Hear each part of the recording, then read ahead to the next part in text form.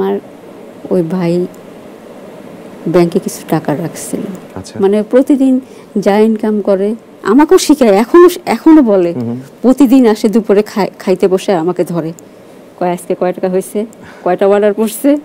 আমি বলি যে 2 সেট করছে। এই তুই 100 টাকা পাইলে 20 টাকা ভাঙবি, 80 টাকা কিন্তু প্লাস্টিক দিয়ে মোড়ায় জমা রেখে দিতে হবে না।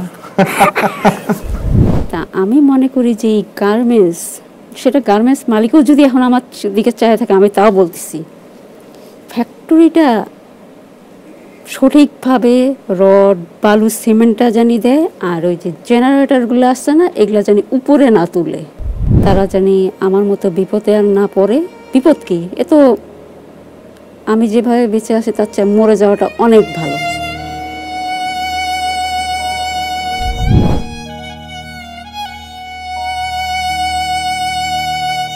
হ্যালো অ্যান্ড ওয়েলকাম, আপনারা দেখছেন দীপ্ত টিভি। আমি রেহান রাসুল আপনাদের সাথে আছি উইথ মাই স্টোরি। না, আমার গল্পের কথা বলছি না, মাই স্টোরি, যে সত্য কখনো বলা হয়নি। বিশেষ একটা ব্যাপারে আজকে আমরা এই আয়োজনটা করেছি। আর সেই ব্যাপারটা যদি হুট করে আপনাকে আমি জিজ্ঞেস করি যে কি করছিলেন সেদিন 2013 সাল 24 এপ্রিল, হয়তো হঠাৎ মনে পড়বে না। একমাত্র কখন মনে পড়বে, যদি ওই দিন এমন কিছু ঘটে থাকে যেটা কোনোভাবেই ভোলা সম্ভব না। যদি ওই দিন হঠাৎ করে ব্যস্ত কর্মস্থলে একসাথে 1134 জন একসাথে মৃত্যুবরণ করে, তাহলে হয়তো মনে পড়বে। যদি হঠাৎ করে জানতে পারেন 2600 মানুষ একসাথে আহত হয়েছে, এক জায়গায় আবদ্ধ হয়ে গেছে, বন্ধ হয়ে আছে, নিঃশ্বাস নিতে পারছে না, আলো পাচ্ছে না, তখন হয়তো মনে পড়বে কোন দিন ছিল সেটা। অবশ্যই এতক্ষণে আপনার মনে পড়ে যাবার কথা, বা মনে কষ্ট পেয়ে যাবার কথা, বা ট্রমাটাইজড হয়ে যাওয়ার কথা, রানা প্লাজা ট্র্যাজেডির কথাই বলছি। আজকে এই বিষয়েই কথা বলবো, তবে বিষয়টা এটা না। এই যে যাদের কথা বললাম আহত এবং যারা চলে গেছেন, তাদের প্রত্যেকজনের আলাদা আলাদা গল্প আছে। They all hold their own stories. তো এই মাই স্টোরি অনুষ্ঠানে আজকে আমরা যাকে নিয়ে এসেছি, তার কথা বলার আগে আরেকটা কথা আমি একটু বলতে চাই। থ্যাংক ইউ অ্যাকশন এইডের সহযোগিতায় আজকে এই অবস্থানটাতে আমরা আসতে পেরেছি, যে আমাদের সাথে সেই রানা প্লাজা থেকে এই পর্যন্ত বাঁচতে বাঁচতে বাঁচতে বাঁচতে বেঁচে থাকা একজন মানুষ আমাদের সামনে আছে। আমাদের সামনে আছেন মাহবুবা আক্তার। কেমন আছেন আপু? হ্যাঁ ভাইয়া, ভালো আছি। আসলে এমন একটা বিষয় নিয়ে আপনার সাথে আজকে কথা বলতে বসেছি, বুঝলেন, যে মানে কেমন আছেন এটা জিজ্ঞেস করতেও আমার খারাপ লাগছে। যদিও আমি জানি ঘটনাটা অনেক আগের, অনেকের কাছে এটা শুধু পত্রিকার হয়ে যাওয়া একটা নিউজ, অনেকের কাছে এটা টিভিতে হয়ে যাওয়া একটা ঘটনা, কারো কারো কাছে একটা ভাইরাল স্টোরি, কিন্তু আমাদের কাছে আসলে ব্যাপারটা এমন না, সেটা আপনি জানেন। বিশেষ করে আপনার মতন যারা ওই সময়টাতে ওই অবস্থাতে ওইখানে ছিলেন, তাদের ব্যাপারটা সম্পূর্ণ ভিন্ন। আচ্ছা, আমি যদি আপনাকে জিজ্ঞেস করি যে রানা প্লাজার ওই ঘটনার আগের দিনের আপনার অবস্থাটা কেমন ছিল? আগের দিনের অবস্থাটা বলতে, আমরা তো আগের দিন ধরেন 9:30টার সময় বের করে দিচ্ছিল আমাদেরকে। তারপরে তো এমন যে ঘটনাটা হবে, মানে পরের দিন হয়তো আমাদের যাওয়াটাই উচিত হয়নি। এর আগে এই ঘটনাটা ঘটার আগে কি কোনো কিছু ঘটেছিল যেটা আপনারা সবাই মিলে বলেছিলেন, বা কোনো রকম কোনো আলোচনা হয়েছিল এই ব্যাপারটা নিয়ে? আলোচনা বলতে, এটা আমরা কিন্তু 23 তারিখেই কিন্তু একটু শুনতে পারছিলাম, তারপরও বোয়াদের মাধ্যমে, কিন্তু তারপরও বিশ্বাস করিনি। এখন ওই দিন আমরা লাঞ্চে গেলাম 23 তারিখে, এটা আপনার 23 এপ্রিলের কথা বলতেছি, আপনি আগা দিনের কথাটা বললেন না, তো এই 23 এপ্রিলের কথা বলতেছি আমি। 23 এপ্রিলে লাঞ্চে যখন লাঞ্চ করে অফিসে গেলাম, পরে বোয়ারা বলছে যে না, ফ্যাক্টরিতে আজকে আসা হবে না, তোমরা কালকে আসো, একটু কাজ চলতেছে। আচ্ছা। তারপর তো শুরু হইলো, সেদিনটা গেল 24 তারিখে দেখলাম যে আমরা নিচে অনেক পুলিশ, আবার আমাদের পিএম, এপিএম, কোয়ালিটি ইন্সপেক্টর, আরও সবাই ছিল, আমাদের কোয়ালিটির ম্যানেজার ছিল। তখন কয়টা বাজে? সকাল 7টা, 7:30 এর মধ্যে? আমরা 8:45-টায় আচ্ছা অফিসের সামনে ছিলাম। আচ্ছা। তা আমরা এই যে পুলিশ যখন দেখি, তখন একটু কিছু বুঝতে পারছিলাম যে কিসের জন্য পুলিশ আসলো, কিছু আবার হয়েছে নাকি, কিন্তু আমরা অবশ্য ঢুকতে চাচ্ছিলাম না, কিন্তু আমাদেরকে জোর করে করে ঢুকাইছে।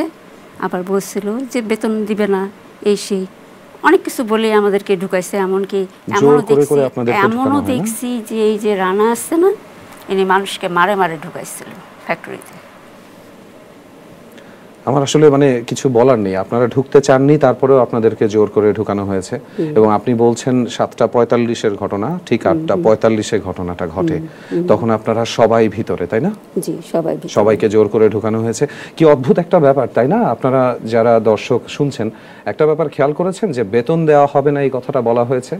অর্থাৎ যেহেতু আমরা জানি যে আমার সামনের যে কর্মীটা আছে তার এই টাকাটা প্রয়োজন জীবন বাঁচানোর জন্য, আমরা তাকে এই টাকা দিয়ে বাটে ফেলে দিচ্ছি। এর চেয়ে নৃশংস কি কিছু হতে পারে? এটা কি মানবতার মধ্যে পড়ে? না, বোধহয় কোনোভাবেই মানবতার মধ্যে পড়ে না, তাই না আপা?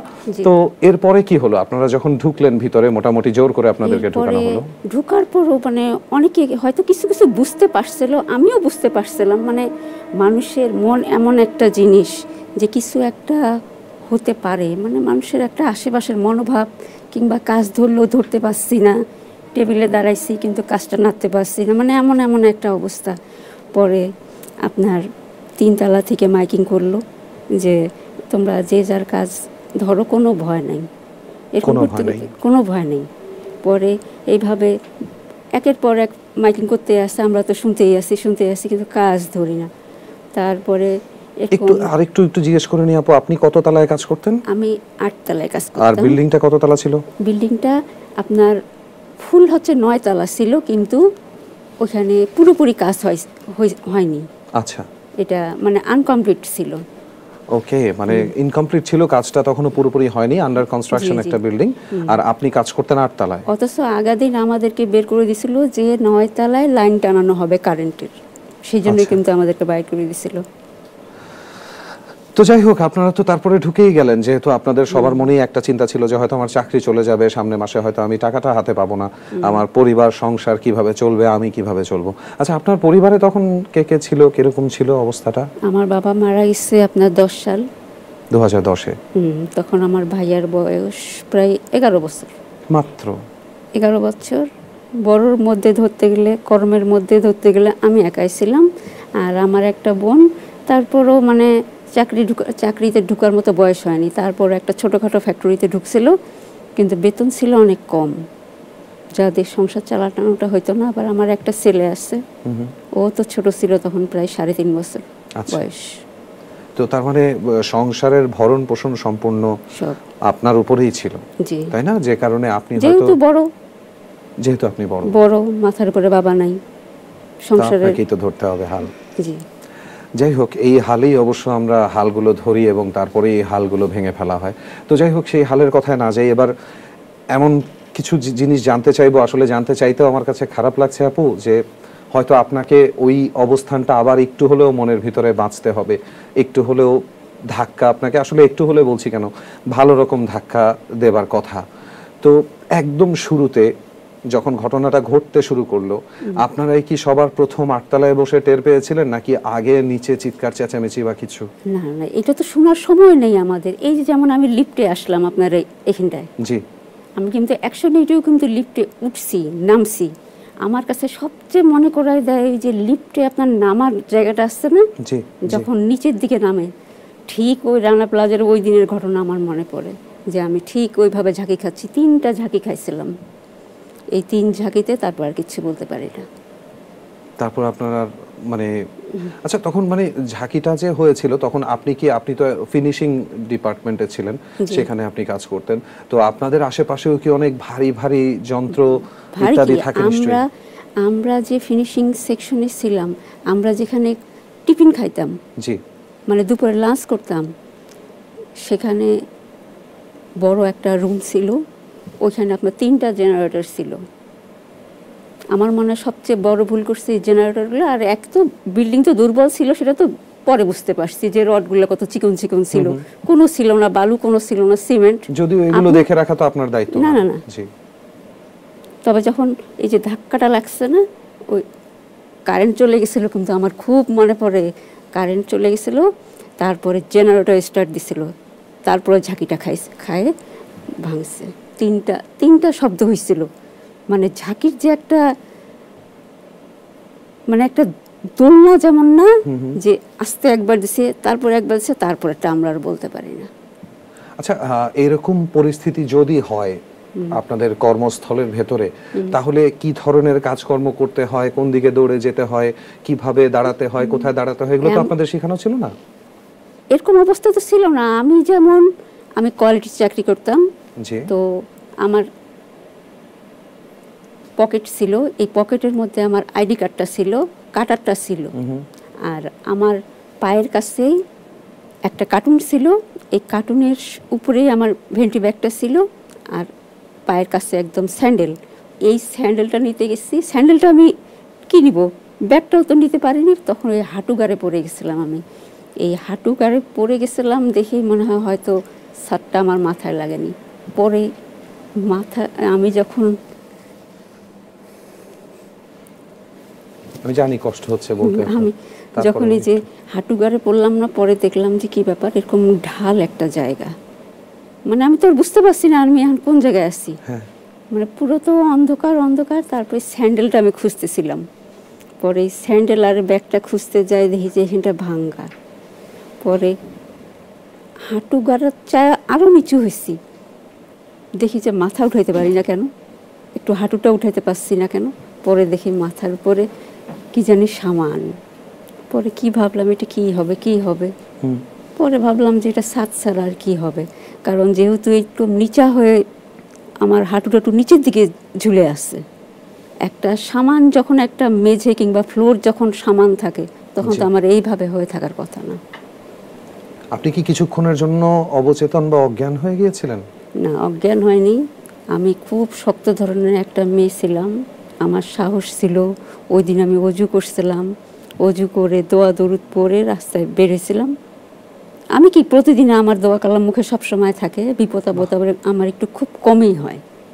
আর শুকনো আমি সেই কাল থেকেই এই জন্য একটু মনে হয় বেঁচে যাই কি, মানে ওরকম মোটা হইলে মনে আমার ওই দিন মনে হয় মাথার উপরে ছাদটা পরে আমার মরতে লাগতো। ওই শুকনো দিয়ে পড়ে গেছিলাম, আর বিশেষ করে পড়ছিলাম ওই যে মাঝখানে ভাঙে গেছিল বিল্ডিংটা। তারপর মানে আপনি প্রথম কাজটা কি করেছিলেন যখন আটকে আছেন? বুঝতে পারলেন কিভাবে যে আপনি আটকে গেছেন? আমার হাতের ডানে একজন ছিল, ওটা হচ্ছে হোল মেশিনের একটা কোয়ালিটি, আমিও তো একজন কোয়ালিটি। উনি আবার ওই যে বাটন লাগাইতো না, যেমন আপনাদের এই যে ছেলেদের মেয়েদের যে বোতামটা লাগানো হয় সেটার একটা ঘর থাকে। আচ্ছা, এই ঘরটা দেখাশোনা করার জন্য কিংবা বাটনটা ঠিকভাবে সেট হইল নাকি দেখার জন্য লিটন ভাই নামে একজন ছিল। উনি তো সঙ্গে সঙ্গে মেশিনের উপর পড়ে মারা গেছে, কিন্তু আমি কোনো সময় ফোন ইউজ করতাম না। ওই ফিনিশিংয়ের সুপারভাইজার ছিল, উনি আবার লাইট দিয়ে দেখে এই কথা যখন বলছে, তখন মানে কোথায় আসি কিছু দেখা যাচ্ছে এমন কিছু অনুভব করছি যে আমরা তো একদম মনে হয় মাটির নিচে আসি। আমি তো ভাবছি মানে বিল্ডিংটা আমরা ডাবে গেছি, ভাঙে গেছি, এটা তো মাটির নিচে ধসে গেছে এরকম মনে হয়েছিল তখন। আমরা ভাবছি যে মাটির নিচেই। পরে প্রথমেই আমার মনে পড়ছিল আব্বার কথা, যে আজকে আব্বা যেখানে গেছে সেখানটা আমি যাব। পরে আবার ভাবছি না, মা ভাই বোন আছে, এদেরকে কে দেখবে, আমার ছেলে আছে। পরে দোয়া পড়তেছি। পরে যে আমার আশেপাশে আরও আপারা আসছিল কোয়ালিটি, আবার হেল্পাররা আসছিল, এরা কান্দে। পরে আমিও একটু কান্দি নাই তা বলবো না, কিন্তু আমি ভিতরে একটু শক্ত দেহে আমার ভিতর থেকে আওয়াজ বাইরে যাচ্ছিল না। পরে দোয়া পড়ছি, পরে আপাদেরকে বলছি যে দোয়া পড়েন। এগুলা এই কান্নাকাটি, এই কার মা আছে কার বউ আছে এগুলো ভাবে লাভ নাই, দোয়া পড়েন। পরে এরকম করতে করতে দেখি একটা ছেলে অনেকক্ষণ পর চিল্লা উঠলো যে এই আমরা মাটির নিচে নাই তো, আমরা উপরেই আছি। পরে এই যে আলো দেখা যাচ্ছে, এই যে বাইরে অনেক মানুষ, এইভাবে একটা লাল শার্ট পরা একটা ছেলে বলছে যে এই তাইলে এই শার্টটা একটা খোঁচা দিয়ে ওয়ালের বাইরে একটু বাইর করতে পারি নাকি দেখি। পরে এই ছেলেটা প্রায় 1.5 ঘন্টা ধরে চেষ্টা করছে যে এই শার্টের কিছুটা অংশ হইলেও বাইরে বাইর করতে লাগবে। পরে এই ছেলেটা অনেক চেষ্টার পরে ওই যে আপনাদের টিউব লাইটগুলো আসছে না, মানে যেটাকে বলে রড লাইট, এই লাইটের কাচের কিছুটা অংশ দিয়ে অনেক কষ্টে এই শার্টের কিছুটা অংশ বাইর করে দিলে কিছু লোক আসে, তারপর প্রায় 3 ঘন্টা ছিল আমরা এরকম। এই 3 ঘন্টা পরে দেখলাম যে ভাঙতে তো আরো কিছু সময় লাগছে না, পরে এরকম একে একে সিরিয়ালে বাইর করছে। কিছুটা মানে কেউ বসে না আমি আগে বাইর হইলে, আমার বউ আছে, বাচ্চা আছে, আমার মা আছে, আবার এরকম করতে করতে 11 জন বাইরেছে। পরে আমি চুপ করে বসে আছি যে থাক না, সবারই তো বাঁচার ইচ্ছা আছে। কেউ বলছে আমার মা আছে, ভাই বোন আছে, কেউ বলছে আমার 2টা বাচ্চা আছে, সবারই বাঁচার ইচ্ছা আছে, আমি থাকি না, একটু পরেই বাইরে। আপনারও তো একটা সন্তান আছে। পরে আমি 11 জনের পরে বাইরেছি। 11 জনের পরে ভিতরে মোট কতজন? আপনাদের ওখানটাতে কতজন আটকে ছিল? এটা তো আমাদের ফিনিশিং সেকশনে ধরেন 17টা, আমরা 17 জন এক টেবিলে, বেশ অনেকজনই ছিল, তারপরেও তো 40 জনের কাছাকাছি ছিলাম। একটা ফ্লোর বলতে তো অনেক, আমাদের যেমন ফিনিশিং সেকশন, কাটিং সেকশন, আবার সুইং সেকশন আছে, সুইংটা ছিল ওই পাশে। আর আমরা যা দেখতে পাচ্ছিলাম তখন তো ভাঙ্গাচুরা, কি একলা অবস্থা। এই লাইটের আলো আর কত, কারণ ভাঙ্গার মধ্যে কি আর দেখা যায়, কতটুকু আলো আসে? ইলেকট্রিসিটি তো আগেই বন্ধ হয়ে গেছে, না ওগুলো তো সম্পূর্ণ অন্ধকার। আপনি তো ভাঙ্গার সঙ্গে এগুলো আপনি বন্ধ। একটু আগে বলছিলেন না আপা যে একজন সাথেই মেশিনের উপরে পড়ে মৃত্যুবরণ করেছেন, আপনারা ভিতরে থাকা অবস্থায় কি সেটা বুঝতে পারছিলেন যে উনি? এবং কেউ কারো তো চেহারা দেখা যাচ্ছে না, ওই যে একজন বলছে সেটা শুনতেছি আমরা যে ওরকম লিটন ভাই মেশিনের উপর পড়ে মারা গেছে তৎক্ষণাৎ, সঙ্গে। তখন অনেক খারাপ লাগছিল, তখনও তো আমরা বুঝতে পারি নাই যে আমরা এখনো কি উপরে আছি নাকি মাটির নিচে। আচ্ছা, বের হওয়ার পরে নিজেকে দেখেছিলেন একবারও? বের হওয়ার পরে আমি তো ভাবছিলাম, তখন তো যারা দেখছে এটা বলতে পারবে, আমিও দেখছি খুব ভালো করে, যে এটা 1.5 তলার মতো হয়ে গেছিল, 1.5 তলার মতো, 1.5 তলার মতো হয়ে গেছিল। পরে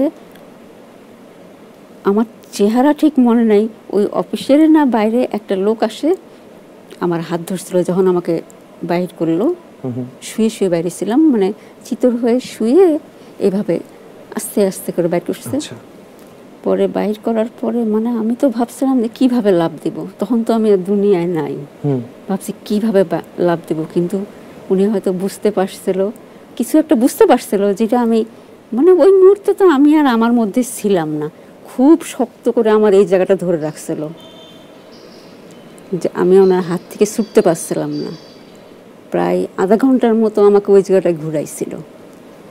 পরে বলছে আধা ঘন্টার মতো আমাকে ওই জায়গাটায় ঘুরাইছে। মানে আপনি বুঝতেই পারছিলেন না যে কি হচ্ছে না হচ্ছে, আপনি কোথায় আছেন? আমি তো ভাবছি খালি যে হাত থেকে কখন ছুটবো আর কখন লাভ দিব।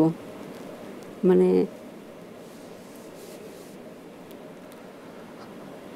এই অবস্থানটা, ওই দিনের যে অবস্থাটা, এরপরে তো বাড়ি ফিরলেন নিশ্চয়ই?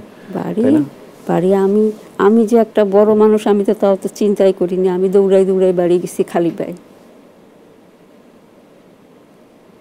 পরে যাই দেখি আমার মা আর ছেলেটা রাস্তায় খালি দৌড়ায় বেড়াচ্ছে। থানা স্ট্যান্ড থেকে আমাদের বাসা বেশি দূর না, যে বাসায় থাকতাম খুব একটা দূরত্ব ছিল না।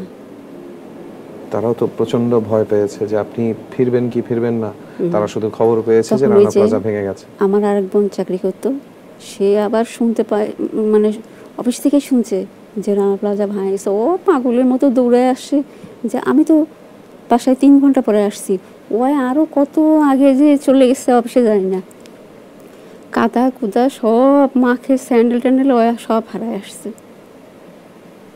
খুঁজেছে আপনাকে? তো আসলে মানে কি বলার আছে, আমি একটু দর্শককে বলতে চাই যে আমি প্রথমেই যখন ওনাকে জিজ্ঞেস করলাম যে আপনাদেরকে শেখানো হয়েছিল কিনা যে এই ধরনের পরিস্থিতিতে কি করতে হয় না করতে হয়, আমরা কিন্তু ওনার মাধ্যমে খুব প্রাকৃতিক একটা প্রতিক্রিয়া, অর্থাৎ একটা ন্যাচারাল রিয়াকশনের মাধ্যমে আমরা জানলাম, ওনারা জানতেন না এটা। অর্থাৎ যারা সৃষ্টি করে এই সংগঠনগুলো বা এই প্রতিষ্ঠানগুলো, বা বিশেষ করে এই সেক্টরে, গার্মেন্ট সেক্টরে যারা কাজ করছে, তাদের সিকিউরিটি নিয়ে বেশিরভাগ মানুষ হয়তো বা চিন্তা করে না। অবশ্যই বলার সময় বলে নিই যে যারা করেছে, যেই 1-2টা ফ্যাক্টরি বা গার্মেন্টসে এই ব্যবস্থাগুলো আছে যে সব জায়গায়, তাদের কথা আমরা বলছি না, কিন্তু যারা করেনি তারা কি এখনো করছে? আদৌ কি আমরা আরও একটা রানা প্লাজা বা আরও 10টা রানা প্লাজার অপেক্ষায় নেই?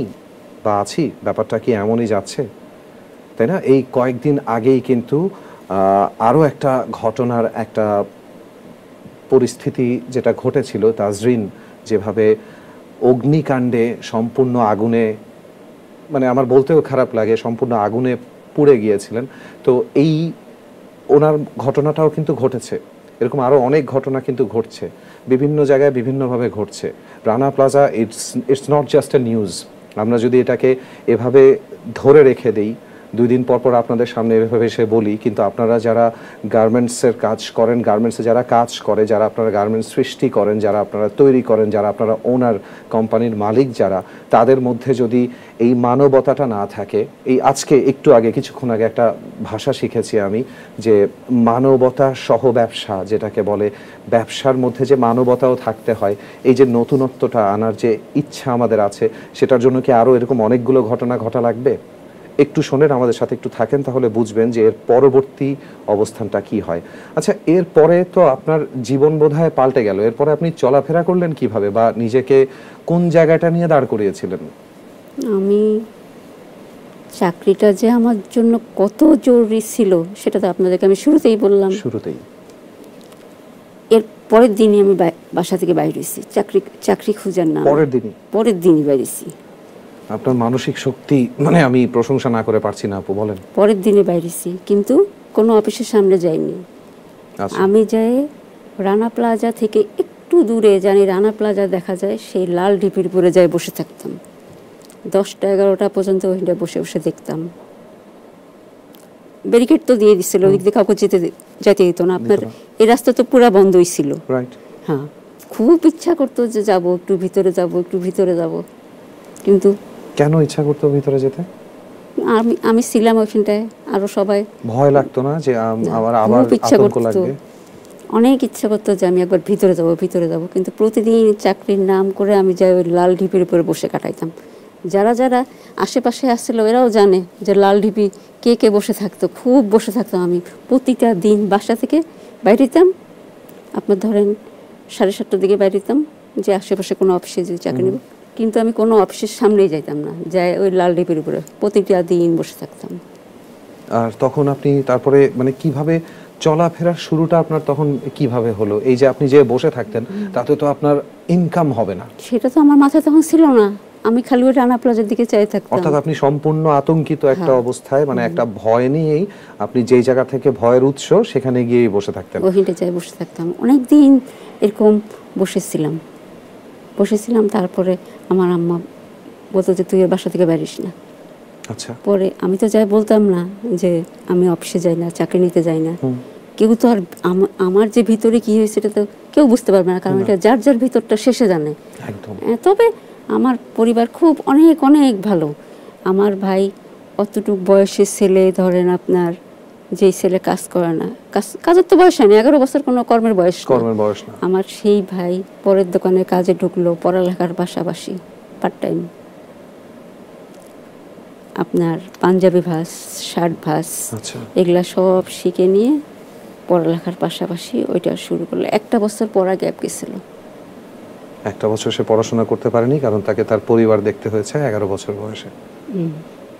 আমার আসলে যেটা জানার ইচ্ছা ছিল আপু, সেটা হচ্ছে যে এই তো গেল আপনার, মানে গেল না, হয়তো মনের ভিতরে সারা জীবন গেঁথে থাকবে, কিন্তু এই যে আপনার আতঙ্কটা, এই যে আপনার পরিবারের মাধ্যমে আপনি একটা সাপোর্ট পেয়ে, একটা জায়গা পেয়ে, আপনার ভালোবাসার খাতিরে যেই মানুষগুলো আপনি যাদেরকে দেখেছেন তারা আপনাকে দেখবেই, এই জায়গাটা, পরিবারের এই শক্ত অবস্থানটার কারণে আপনি হয়তো কোনো একভাবে বেঁচে গেলেন, বাঁচতে পারছিলেন।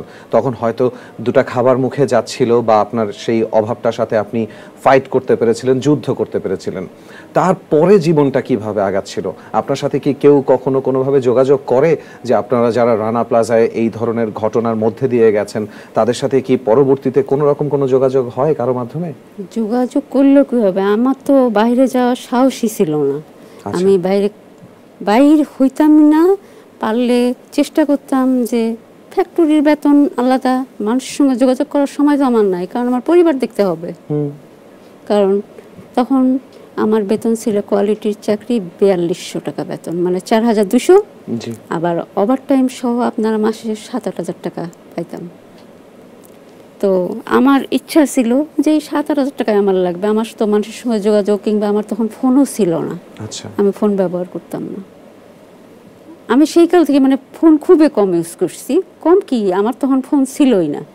পরে আমার ভাই যে বিভিন্ন দোকানে কাম কাজ করার পরে একটা ছোট্ট একটা বাটন ফোন কিনে দিয়েছিল আমাকে। আচ্ছা, পরে এই বাটন ফোনটা ব্যবহার করছিলাম। এরপরে আপনার সাথে প্রথম এই ব্যাপারে যোগাযোগ করে কারা, বা প্রথম আপনার কখন মনে হয় যে না এখন আমাকে আসলে কাজে বের হতে হবে, আমার কিছু একটা নিজের জন্য আর্ন করতে হবে? আমার একটা কথা খুব মনে আছে যে রাজার বাড়ির মাঠে অ্যাকশন 8 কে নাম ও সুমাইয়া নামের কেউ আমাকে একটা সিগনেচার করে দিয়েছিল একটা হলুদ কাগজের উপরে। আচ্ছা, এটা আমি খুব যত্নে রাখছিলাম, আর নাম্বারটা দিছিলাম আমার ভাইয়ের ওইখানে। আচ্ছা, কিন্তু আমি তো ফোন বেশি ব্যবহারও করি না, ফোন নাড়াচাড়াও করি না, অভ্যাস নাই। ফোন কিনে দিলে কি আমি ফোন চার্জ দেই না, ফোন বন্ধই থাকে বেশিরভাগ। আচ্ছা, তো যোগাযোগ করতে পারছিল না কেউ? দোষ আমারও ছিল। আর আমি বেশিরভাগ সময় চেষ্টা করতাম যে চাকরিটাই লাগবে। আমি হেমায়তপুরে গেছি, উলাইলে গেছি, আমি রিক্সার ঝাঁকে নিতাম না। ও এর মধ্যে আরেকটা কথা বলি, যে ওই যে বেতন দিল না আমাদের, ওই যে কোন জায়গায় জানি ক্যান্টনমেন্ট, এই ক্যান্টনমেন্টে যখন বেতনটা দিল, ওই যে 3 মাসের বেতনটা, 3 মাসের বেতনটা যখন নিতে গেছিলাম, পরে আমার ভাইয়া কিন্তু আমার ভাই আমার চেয়ে নিম্নে 13 থেকে 14 বছরের ছোট বয়সে। আমার সেই ভাই বলছিল যে সিএনজিতে চল, কিন্তু আমি আপনার সাভার থানা স্ট্যান্ড থেকে আপনার ক্যান্টনমেন্ট পর্যন্ত হাঁটে গেছিলাম। আমি কোনো সাহস হয় নাই আমার কিছুতে উঠবো। মানে আপনার ভয় লাগতো না? সবকিছুতেই ভয় লাগতো? ভয় লাগতো। আর কিভাবে মানে ভয়গুলো মাথা চাড়া দিত? আমি বাইরে যখন আপনার সাথে কথা বলছিলাম, আপনি বলছিলেন যে আপনার যে কোনো ধরনের শব্দ হলেই, একটু দরজায় শব্দ যদি একটু জোরে জোরে করে রাগ উঠে যায়, আমার অনেক রাগ উঠে। এমনকি মাঝে মাঝে বকাও দেই আমি, মানে শব্দটা এখন সহ্য হয় না। ওই ঘটনাটার পর থেকে আপনার কাজ করতে যেতে হতো তাহলে ভয়াবহ ভয় লাগার কথা, যে আমি কোথায় কাজ করতে যাব, কিভাবে কাজ করব? আমি একটা পরিবার যখন তার মাথার উপরে থাকে তখন একটা কিন্তু চিন্তা অন্যরকম। আমি কিছুদিন বাদ দিয়ে যাইতাম আবার যে হেমায়তপুর, তারপর আপনার উলাইলে, এখানে টিন শেডের ফ্যাক্টরি আছে কিন্তু, আচ্ছা, যে উপরে বিল্ডিং নাই, মানে একতলার উপরে জানি কোনো তালা না থাকে। আমি এই হিসাব সবসময়, ইটের ছাদ আপনার কাছে একটা ভয়ের ব্যাপার হয়ে দাঁড়িয়েছিল। আমি যেই বাসায় থাকি সবসময় একতলা বাড়ি নেই, কোনো দোতলা বাড়ি থাকি না, থাকতে পারেন না আসলে? নেই না কখনো। এখন আগে নিচ্ছি, আগে 5তলা 6তলায় থাকছি, কিন্তু এখন আর নেই না, সব একতলা। পারলে আরও চেষ্টা করি যেন টিন শেড হয়। এই যে এখন যে বাসায় আছে এটা হলো একতলাই, আপনার উপরে ছাদ আছে, তাও যদি কেউ একটু শব্দ করে, মানে হয়তো যেমন টুলটা নিয়ে বসলে একটু টুলটা যদি টান দেওয়া হয়, সেটাও কিন্তু একটা শব্দ, প্রচুর মানে রাগ উঠে ওই সময়। আবার ধরেন আশেপাশের মানুষ যদি দরজাটা, যেমন আমাদের বাসা দিয়ে ঢুকতে একটা গেট, এই গেটের এই বাসার মানুষগুলোর মানে কোনো মানবতায় নেই, যেটা বলতে লাগে না, বলাটা উচিত না। কিছু কিছু মানুষ মানে ব্যবহারে জানে না, যে যেমন আমার বাসায় থাকতে পারে একটা অসুস্থ মানুষ, কিংবা ওনার বাসায় থাকতে পারে একটা অসুস্থ মানুষ। এটা বুঝতে লাগে যে খালি আমি এখানে একাই থাকি না, যতই হোক ওনার নিজস্ব বাড়ি, এটা বুঝতে লাগবে যে আশেপাশে মানুষই কিন্তু বাস করে, সুবিধা অসুবিধা সবারই থাকে। এত জোরে জোরে শব্দ করে তখন তো আমি আবল তাবল বকি, কিন্তু সরাসরি তার বলতে পারি না, মানে মনেই, মানে আগের মতো এখন আর সহ্য টহ্য হয় না। কিভাবে হবে আসলে এমন একটা ঘটনার পরে? দর্শক আপনারা নিশ্চয়ই বুঝতেই পারছেন যে মানসিক ট্রমা আমরা যেটাকে বলি, মানসিক অবস্থাটা, শারীরিক অবস্থা তো আছেই। রানা প্লাজার ঘটনায় শারীরিকভাবে অনেকের অনেক রকম ক্ষতি হয়ে গেছে, যেটা আজীবনে আর কখনো পূরণ হবে না, এবং সেটাও কিন্তু একটা মানসিক ট্রমা হিসেবে আপনার ভেতরে, আপনার শারীরিক যে কোনো কিছু মানসিক ট্রমা হিসেবে আপনার শরীরের ভিতরেও কাজ করবে, এবং শরীরের অবস্থানটাও মানসিক ট্রমা হিসেবে কাজ করে। তো এই মানুষগুলা যারা ওই 2টা 3টা 4টা ঘন্টা ওই বদ্ধতার মধ্যে ছিলেন, যখন জীবনটা হাতে নিয়েছিলেন, যখন মনে হয়েছিল যে আসলে আমি বেঁচে আছি কি নেই তার মাঝখানে আছি, সেই সময়ের মানুষগুলো আসলে কোথায় যাবে? তাদের তো পরবর্তীতে একটা কাজ করতে গেলে, এই যে উনি যেটা বলছিলেন যে এরপরে উনি রাস্তায় চলাফেরা করে একটা গাড়ি দেখলে ওনার ভয় লাগতো, একটা ছাদওয়ালা বাসা দেখলে। আর যেই মানবতার কথা উনি বললেন, এই মানবতা, আমাদের পাশের বাড়ির লোকটা হয়তো দরজাটা একটু আস্তে লাগাতে জানে না, সেটা নিয়ে আমরা চিন্তিত বোধ করছি। অথচ এত বড় বড় ফ্যাক্টরি, এত বড় বড় কোম্পানির ওনাররা কোন মানবতা থেকে সামান্য সেফটি মেজারগুলো ঠিক রাখেন না, যেগুলোতে কর্মীদের মানবতা অনুযায়ী কর্মীদের একটু সুবিধা হবে, যে যদি কোনো বাজে ঘটনা ঘটে তারা একটু দৌড়ে বের হয়ে যেতে পারবে। তাই তো এইটুক ব্যবস্থা যদি মানবতার সাথে কেউ করতে না পারে, সেটাকে বোধহয় ঠিক ব্যবসাও বলে না, সেটাকে কি বলে আমি রেহান রাসূল আমার মাথায় আসলে আসছে না। এই যে কিছুক্ষণ আগেও আমরা আলোচনা করছিলাম of the year Tazreen fashion limited, 24শে নভেম্বর 2012, অর্থাৎ রানা প্লাজার আগের, তাই না? তো একটা ঘটনা যখন ঘটে সেটাকেও আমরা ওভাবেই রেখে দিই যে থাক, এই ঘটনাটা তো ঘটে গেছে, পরে বোধহয় আর ঘটবে না। একটা অ্যাক্সিডেন্ট ঘটে, আমরা সেটাকে ওই অবস্থানেই রেখে দিই। আমরা কিন্তু তখন প্রতিবাদটা করি না, তখন বাইরে আসি না। আর যেই মানুষগুলা এখানে কাজ করে, গার্মেন্টস সেক্টরে বিশেষ করে, তাদের কিন্তু ওই জায়গাটা নেই, প্রতিবাদ করার জায়গাটা নেই। তিনি চিন্তা করছেন আমার আজকে রাত্রের খাবার আছে কিনা। তো প্রতিবাদ করার যেই কষ্ট, যেই জায়গাটা, যেই স্যাক্রিফাইসটা, যেই ত্যাগটা যেটা আপনি করতে পারছেন, সেটা হয়তো ওনারা অনেক সময় করতেও পারছেন না। তো তাদের হয়েও আমাদের কিছু করার আছে। এবং এই কথাগুলো শুধু আপনাকে বলছি না, বা অ্যাকচুয়ালি আপনাকে বলছি না দর্শক, আমি বলছি সেই মালিক পক্ষকে, যাদের একটু বোঝা দরকার যে যাদের কাজকর্ম, যাদের হাতের কাজ, যাদের কোয়ালিটির মাধ্যমে আপনারা আজকে বড় বড় প্রতিষ্ঠান চালাচ্ছেন, আপনারা আজকে বড় বড় বায়ার হয়ে যাচ্ছেন, সেলার হয়ে যাচ্ছেন, তারা যেই জায়গাটা থেকে আসছে সেই জায়গাটাকেই সম্মান করে না। আপনাদের একটু হলেও তো লজ্জা লাগা উচিত। এতটুকু মানবতা তো যে কোনো মানুষের মধ্যেই থাকা উচিত, একটা ভিক্ষুকের মধ্যেও থাকে, কিন্তু আপনাদের মতন বড় বড় মানুষদের মধ্যে যদি না থাকে, তাহলে আসলে মানবতার সংজ্ঞাই মাঝে মাঝে বদলে যায়। তো এত কিছুর পরেও আপনার জায়গায় আমি হলে বোধহয় উঠে আসতে পারতাম না আপা। সত্যি কথা আমি আপনাকে বললাম, আমি অনেক ভীতু মানুষ। একটা কিছু হলে আমি দেখা যায় যে ওই কাজটা আর করতেই পারি না, ওইদিকে আর যেতেই পারি না, যে না যদি আবার এমন হয়। আপনি এখন পর্যন্ত আছেন কিভাবে? কবে থেকে ঘুরে দাঁড়ানো শুরু করলেন বলেন তো? ঘুরে দাঁড়ানো আপনার চেষ্টা করছি তো অনেক আগে থেকেই, কিন্তু সাহস হয় নাই। চেষ্টা কেউ কি চায় যে আমার ছোট ভাই বোনরা কাজ করুক? কারণ কাজের বয়স তো তাদের হয়নি। তারপরও আমার ভাই, আমার বোনরা যথেষ্ট পরিমাণে চেষ্টা করছে। আবার আমিও যে চেষ্টা করি নাই বাইরে যাওয়ার, তা বলা যাবে না। আমি উলাইলে গেছি, আপনার হেমায়তপুরে গেছি, জানি একতলা ফ্যাক্টরি, ধরেন টিন শেড, বেছে বেছে ওগুলোতেই গেছেন যেখানে ছাদ নেই। পরে কিন্তু সাহস হয় না। একটা ফ্যাক্টরিতে ঢুকছিলাম, কিন্তু আধা বেলা করার পর কেমন জানি শরীরটা ভালো লাগে না, মানে চললই না আমার পার, যে ওই একবেলা করেই আমি চলে আসছি।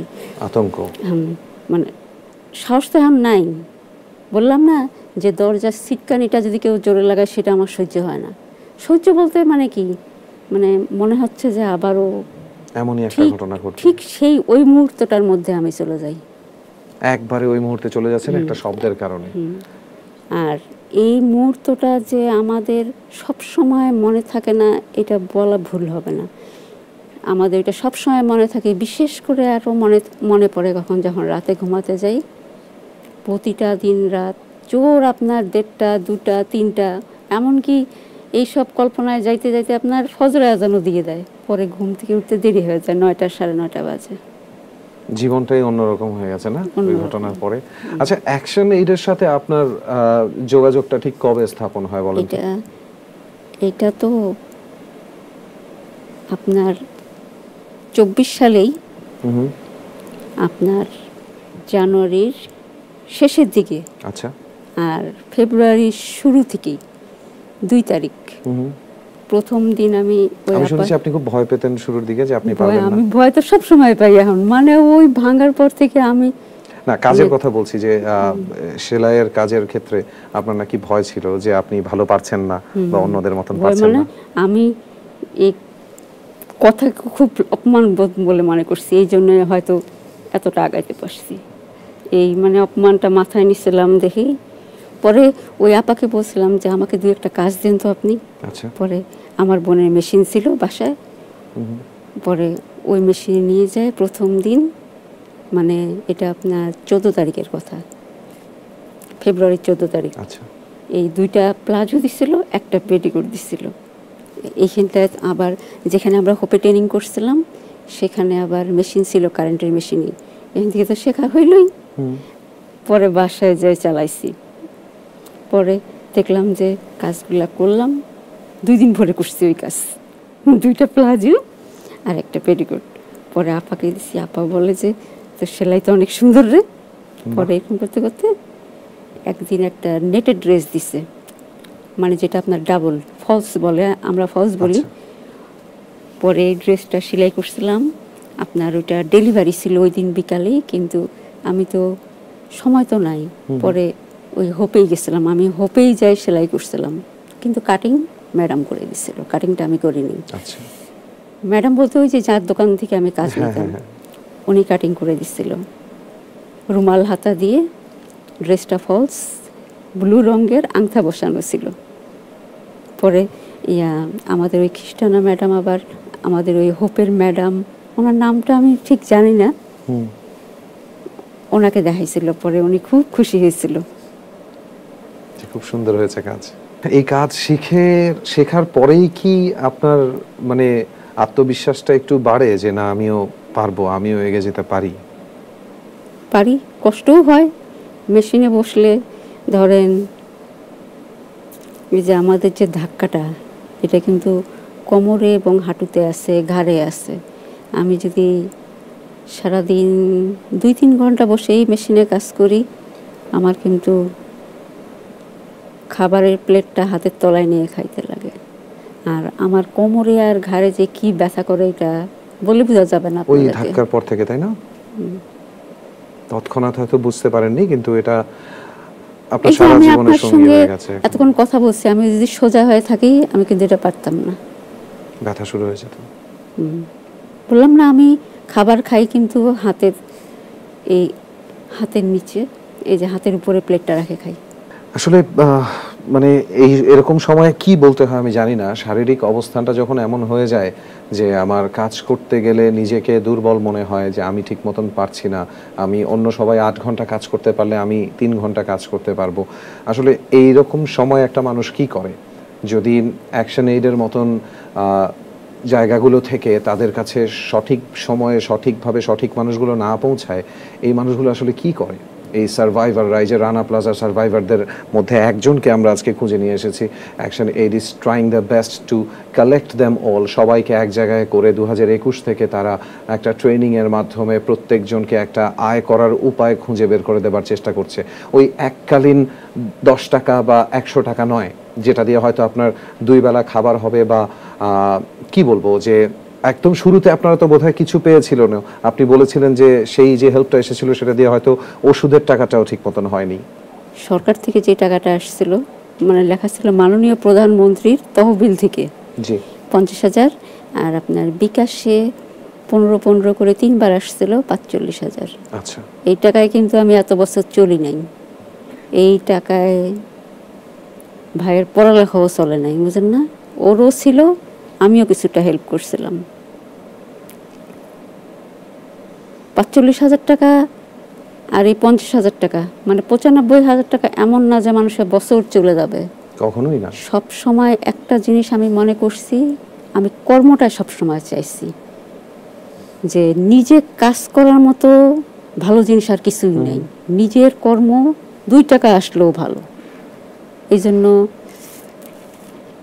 আমি যদিও কষ্ট পাই যে আমার কোমরে ব্যথা করে, বিশেষ করে কোমরটায় আমার ব্যথা, তারপরও কাজটা পাই আমি খুব আনন্দ, খুব সুখে আছি।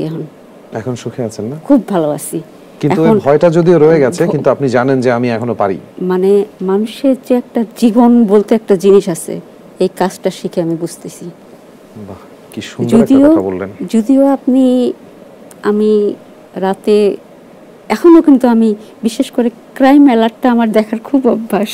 আচ্ছা, ক্রাইম অ্যালার্টটা আমি খুব দেখি, এই খবরও দেখি মাঝে মাঝে, কিন্তু খবরটা সারাদিন দেখলেও, সারাদিন বলতে কি, যেমন আমি আপনার সকাল 9টায় চেষ্টা করি দোকান খোলার, সকাল 9টা থেকে বেলা 1টা 1:30 কিংবা 2টা, আবার বন্ধ করলে আপনার 4:30 থেকে 5টার মধ্যে দোকান খুলে ফেলাই। আর আমার ভাই বলছে বেশি রাত পর্যন্ত খোলার দরকার নাই, 10টায় অফ করে দিতে। তা এটা হলো আমার যতক্ষণ ভালো লাগে আমি খুলে রাখি। আর যেহেতু মেয়ে মানুষ এত রাত পর্যন্ত রাস্তায় ভালো লাগে না আমার, চেষ্টা করি সবসময় 10টা 10 11 এইভাবে বন্ধ করে দিই। তো একটা জিনিস আমি দেখলাম যে কাজ ছাড়া থাকা অনেক কষ্টের।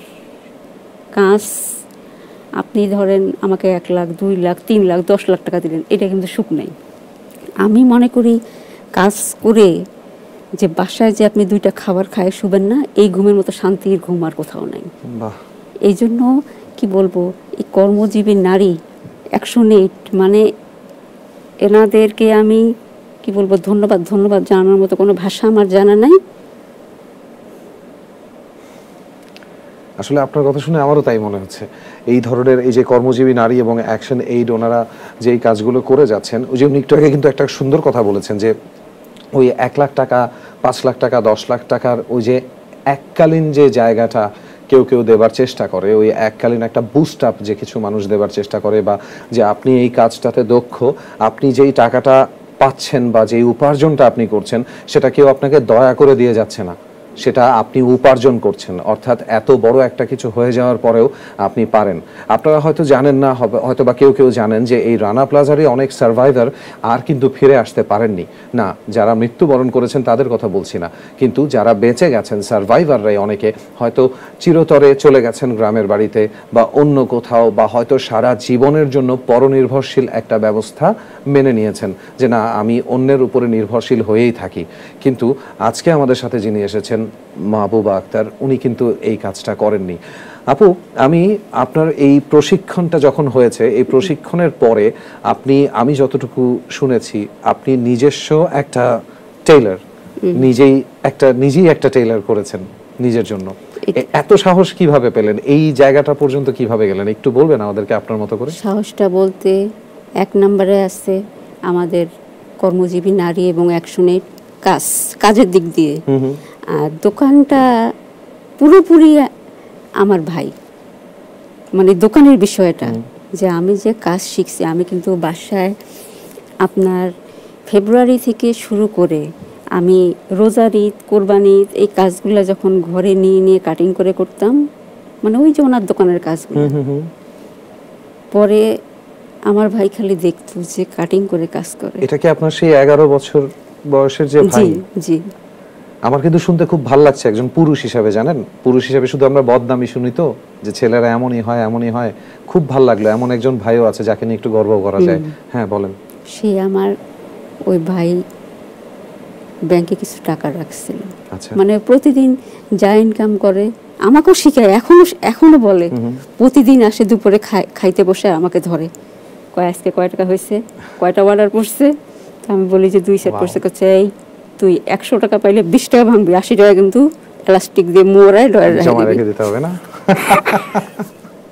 কি অসাধারণ সুন্দর ভাই বোনের সম্পর্ক। আমার খুব লজ্জা লাগে। আমি বলি এই দোকানটা আমার এখন, এটা কার নামে লেখা আছে? তুই খালি বসিস কিন্তু। তখন আমি বলি তো আমি যদি না ঢুকে দিই তুই ঢুকতে পারবি? তখন কয় দেখ রেজিস্ট্রি কিন্তু আমার নামে হয়েছে, দোকানে অ্যাডভান্স 10,000, এটাও কিন্তু আমার সিগনেচার। কি সুন্দর একটা হাসি আপনার। আমি অবাক হয়ে তাকিয়ে তাকিয়ে আপনার হাসি দেখছি, জানেন, কারণ শুরুতে আপনার সাথে যখন গল্প করছিলাম আপনার চোখে পানি না থাকলেও আপনার পুরো অস্তিত্ব জুড়ে খালি কান্না দেখছিলাম, আমি ভয় দেখছিলাম। এই হাসিটা আজকে ফিরে এসেছে, এই হাসিটা যে কত সুন্দর এটা আমি দেখতে পারলাম, দীপ্ত টিভির দর্শকরা দেখতে পেলো, যারা মাই স্টোরি শুনছে আজকে বা দেখছে তারা দেখতে পেলো। এবং মানে আমি বলে শেষ করতে পারবো না যে অ্যাকশন এইডকে শুধু না, এরকম অ্যাকশন এইড বা কর্মজীবী নারীর মতন এই ধরনের কাজগুলো যারা করেন, যারা মানুষের হাসি এভাবে ফিরিয়ে আনতে পারেন, তাদেরকে আমার কিচ্ছু বলার নেই। Just thank you so much for being there. এরকমভাবে আমরা থাকতে পারি না, আমরা সাধারণ মানুষরা অনেক স্বার্থপর, আমরা শুধু নিজেদের লাভ হবে, নিজেরা কিভাবে ভালো একটা কিছু করব সেটাই চিন্তা করি। যে কারণে আমাদের দেশের লেবার আইন এখনও ঠিক মতন, লেবার লগুলো ঠিক মতন কি কোথাওই ঠিক মতন মানা হয় না। একদম আমরা কিন্তু দেখি একদম বেসিক লেভেলে। আমরা আজকে যার সাথে কথা বলছিলাম উনি একজন গার্মেন্টস কর্মী ছিলেন। এরকম প্রত্যেকটা কর্মী এখন যদি আপনি একটা নামকরা স্বনাম সিদ্ধ একটা এজেন্সিতেও ঢোকেন, দেখবেন যে সকাল 9টায় ঢোকার টাইমটা ঠিক আছে, কিন্তু রাত্রে কয়টায় বের হবে সেটা ঠিক নেই। এটাও কিন্তু লেভেল ল এর মধ্যে পড়ে না।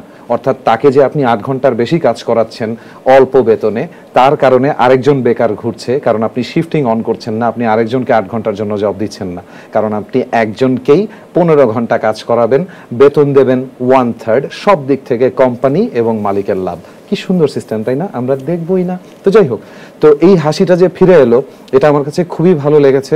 আপু, আপনার কি কিছু বলার আছে যে এই যে আপনার মতন করে যে আপনি ফিরে আসতে পেরেছেন?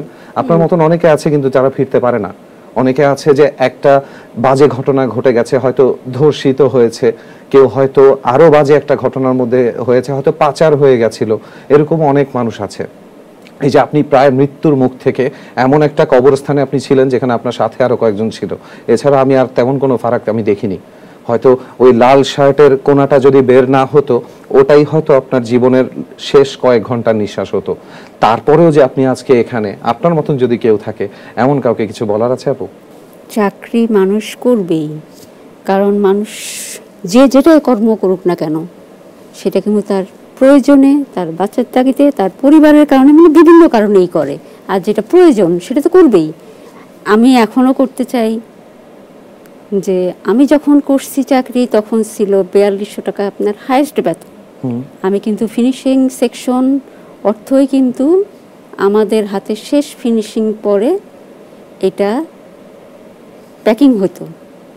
প্যাকিংয়ের পরে এটা কিন্তু মাল চলে যাইতো এটা বায়ারের কাছে, তারপরে বায়ার ফিনিশ এটা বায়ার চেক করতো। তা আমি মনে করি যে এই গার্মেন্টস, সেটা গার্মেন্টস মালিকও যদি এখন আমার দিকে চায় থাকে, আমি তাও বলতেছি ফ্যাক্টরিটা সঠিকভাবে রড, বালু, সিমেন্টটা জানি দেয়, আর ওই যে জেনারেটরগুলো আসছে না, এগুলো জানি উপরে না তুলে। আমার তো মনে হয় ওইটা 3টা ধাক্কার খাওয়ার কারণ ছিল জেনারেটর স্টার্টটা। আপনি জানেন যে আপনি যেই কথাটা বলছেন এটা অনেক বড় বড় শিক্ষিত সিভিল ইঞ্জিনিয়ার, আর্কিটেক্ট জানে না বা বোঝে না। আমি বলবো জানে না। যারা বানিয়েছে তারা অবশ্যই ভালো কোনো জায়গায় পড়াশোনা করেনি, তারা অবশ্যই এমন কোনো ভালো পরিবারে বড় হয়নি যে এতটুকু করা উচিত না এটা জানবে। আপনি যে কত শিক্ষিত একটা মানুষ আপনি জানেন? যে আপনার চেয়ে অনেক এডুকেশনালি পড়াশোনা হয়তো অনেকেই করেছে, কিন্তু আপনার চেয়ে অনেক বেশি অশিক্ষিত মানুষ রাস্তাঘাটে ঘুরে বেড়াচ্ছে শিক্ষিতর লেবাস পরে। আমার যে এখনো মন চায় না চাকরি করতে তা বলা ভুল হবে না। মানুষ এখন বর্তমানে যে গার্মেন্টসের বেতন 20,000, 25,000 এটা কিন্তু উঠায়। আমারও মন চায়, এখনো চায় না অবশ্যই, কিন্তু সাহস তো নাই। তার মধ্যেও যারা চাকরি করছে তারা জানি আমার মতো বিপদে আর না পড়ে। বিপদ কি, এ তো আমি যেভাবে বেঁচে আছি তার চেয়ে মরে যাওয়াটা অনেক ভালো। অবশ্য আপনি এই কথাটা বললেন হয়তো অনেক রাগ, অনেক অভিমান থেকে, কিন্তু বিশ্বাস করবেন আপনি যে আপনার আজকের কথা শুনে কতজন বাঁচা শুরু করবে? আপনি চিন্তাও করতে পারবেন না যে আপনি কত মানুষের মনে সাহস দিয়ে ফেলেছেন। আপনার এই শেষ কথাটা, অভিমানটা ছিল, এই রাগটা ছিল এই রাষ্ট্র বা এই পৃথিবীর নিয়ম অনুযায়ী। এই পৃথিবীর কোথাওই খুব একটা মানবতাকে দেখা হয় না, তো বিশেষ করে ব্যবসার ক্ষেত্রে মানবতাটাকেও আমরা মাঝে মাঝে বেঁচেই দেই, তাই না? কিন্তু একটা জিনিস একটু চিন্তা করেছেন, একবার যদি সাধারণ মানুষ একটু অন্যরকম হয়ে যায় তাহলে আপনারা কোথায় যাবেন? হঠাৎ করে যদি সব গার্মেন্টস কর্মী বা ফ্যাক্টরিতে, কোম্পানিতে যারা কাজ করে, যদি তারা টাস করে বলে বসে যে আপনি তো আমাকে মাস শেষে কত টাকা দেবেন, 10,000, 15,000, 20,000, গত মাসে আমার ভাই মারা গেছে, ফেরত দিতে পারবেন? এই প্রশ্নটা যদি করে তাহলে আপনারা কোথায় যাবেন? যাওয়ার খুব একটা জায়গা নেই, কমে যাচ্ছে। পৃথিবী কোনোভাবেই বড় হচ্ছে না, বরং আরো জায়গা কমে যাচ্ছে। তো শেষ পর্যন্ত পালিয়ে যাওয়ারও কিন্তু জায়গা থাকবে না। এবং নিজের কাছ থেকে পালিয়ে কোথায় যাবেন? একটু নিশ্চয়ই খারাপ লাগে। এই যে আজকে রানা প্লাজার কথা বলছিলাম, এই রানা প্লাজার কাঠামো যারা সৃষ্টি করেছিল, একদম শুরুর দিকের যারা ইঞ্জিনিয়ার ছিল, যারা অনুমতিটা দিয়েছে যে এই মাটিতে বানানো যায়, যারা বলেছে যে না কাঠামো ঠিক আছে, এই সিগনেচারটা যারা করেছে, সরকারি বলি বেসরকারি বলি, যেই জায়গা থেকে যেই অনুমোদনগুলো এসেছে, আপনাদের লজ্জা লাগে না 1134 জন খুন করার পরে? লাগে না বোধহয়, লাগলে তখনই লাগতো। অন্তত আপনাদের ছেলে মেয়ের যাতে লাগে, আর অন্তত আগামী প্রজন্মের যাতে এই লজ্জাটা থাকে, এই জন্য এই কথাগুলো বলা। আপনাদেরকে বলার আমার বিন্দুমাত্র ইচ্ছা নেই, আমি রেহান রাসূল নিজে বললাম এটা, যে আপনাদেরকে বলার আমার বিন্দুমাত্র ইচ্ছা নেই, আপনাদের বোঝার থাকলে আপনারা বুঝতেন। আপু, আজকে আমাদের মাই স্টোরি, আপনার গল্প, অর্থাৎ আপনার গল্পটা আমরা এখানেই শেষ করব। আসলে গল্প আমরা নাম দিয়েছি, কিন্তু আমরা শুনলাম হচ্ছে আপনার সত্য, এবং আপনার সত্যের মাধ্যমে অনেক অনেক অনেক মানুষের সত্য সামনে আসলো। এবং আপনি একটু আগে যে হাসছিলেন, এই হাসিটা আমি আমার স্মৃতি হিসেবে রেখে দিব। আশা করব আপনার জীবনেও এমন এমন কিছু স্মৃতির সৃষ্টি হবে যে আপনি হয়তো একদিন একটু হলেও ভুলতে পারবেন ওই দিনের ঘটনাটা, ওই ধাক্কাগুলো একটু হলেও যদি ভুলতে পারেন, তাহলে হয়তো আরও কিছু মানুষ একটু হাসবে, আরও একটু ভালো থাকবে। আজকের মতন এখানেই শেষ করি তাহলে আমাদের গল্প। জি ভাই, অনেক ভালো থাকবেন, অনেক ভালো থাকবেন। Thank you. সো দর্শক, আপনারা দেখছিলেন মাই স্টোরি, তাই না? এই যে অনুষ্ঠানটা, এই অনুষ্ঠানটার মাধ্যমে আপনারা অনেক কিছু জানতে পারবেন। জানাটা বড় কথা না, তথ্য কোনো বড় বিষয় না। যেই তথ্য আপনি জানেন সেটাকে যদি উপলব্ধি করতে না পারেন, তাহলে কিন্তু কোনো লাভ নেই। আপনি জেনে বসে থাকলেন বাংলাদেশে 20 কোটি জনগণ, কিন্তু বাচ্চা নিয়ে ফেললেন বিয়ের পরে 6টা, অর্থাৎ আপনি কিচ্ছু জানেন না। যদি জানতেন, যদি তথ্যটা আপনার কাছে উপলব্ধি হিসাবে আসতো, তাহলে আপনি বুঝতেন যে আপনারও এখানে কন্ট্রিবিউট করার আছে। সো আমরা এখন থেকে কন্ট্রিবিউট করার চেষ্টা করব, এবং এই চেষ্টা থেকেই দীপ্ত টিভির মাধ্যমে মাই স্টোরি এতক্ষণ শুনলেন। বিশেষ করে আজকের এই পর্বটা অ্যাকশন এইডের সহযোগিতায় ছিল, তাদেরকে বিশেষ ধন্যবাদ। সবাইকে ধন্যবাদ, মাহবুবা আপাকে ধন্যবাদ, তিনি আমাদেরকে এতগুলো সময় দিয়েছেন, এবং আপনাদেরকে অনেক ধন্যবাদ, আপনারা আমাদের সাথে ছিলেন এবং হয়তো অনেকখানি উপলব্ধিও করেছেন। আমি রেহান রাসূল আজকের মতন বিদায় নিচ্ছি মাই স্টোরি থেকে।